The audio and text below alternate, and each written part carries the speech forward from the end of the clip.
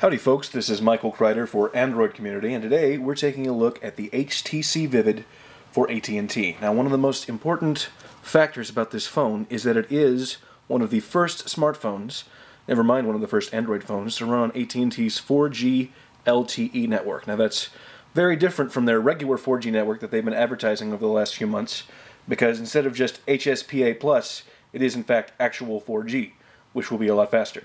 So, without any further ado, let's take a look at some of the packaging. Just very basic AT&T packaging here. And that's about it. So let's open it up and look at the phone itself. Okay. Got some very basic documentation here. And here is the phone. And a texting and driving message that covers it up and sticks to the top. Alright. Well, there it is. Feels very solid in the hand. You can see that metal backplate. We'll set it aside and see what else is in the box here.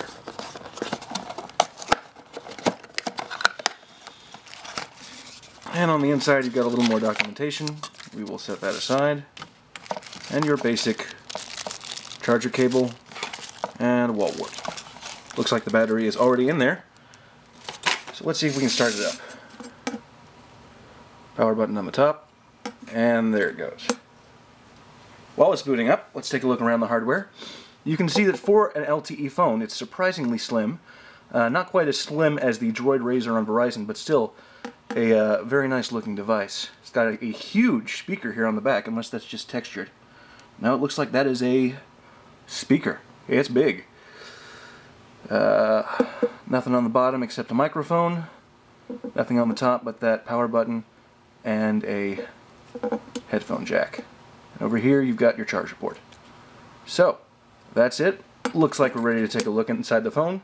Standard Sense operating system. Well, it's a Sense interface. The operating system is Android Gingerbread. Let's see if we can skip this setup. Dang it.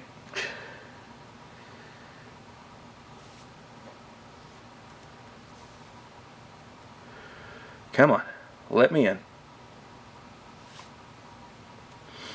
Now in my location we're just barely getting the 4G HSPA+ network, so I can't access the LTE, of course. It's in very limited markets.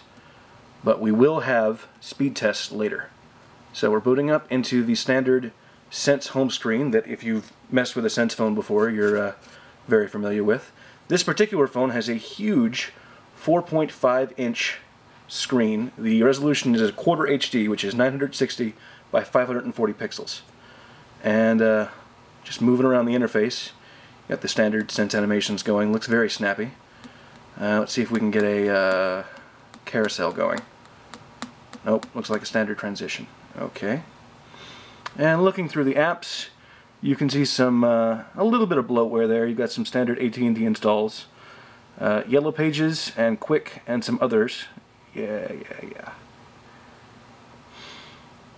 That are going by. I don't see anything particularly interesting. According to the insert that they sent me, this phone has a, what's the processor? A 1.2 gigahertz dual-core processor that's made by Qualcomm. Inside, it has 16 gigabytes of memory, and it says that it has an SD card slot, but that it's empty. So let's see if I can get this battery plate off. I don't see any seams. It's a very solid little, there it goes. And there we go. Slot for the micro SD is right there next to the 4G SIM. And since it's already running, we won't pop out the battery. I tell you, that back plate, that is pretty slick. This is just, it feels like a really solid, well-made phone. Very satisfying. Alright. Bring up the phone.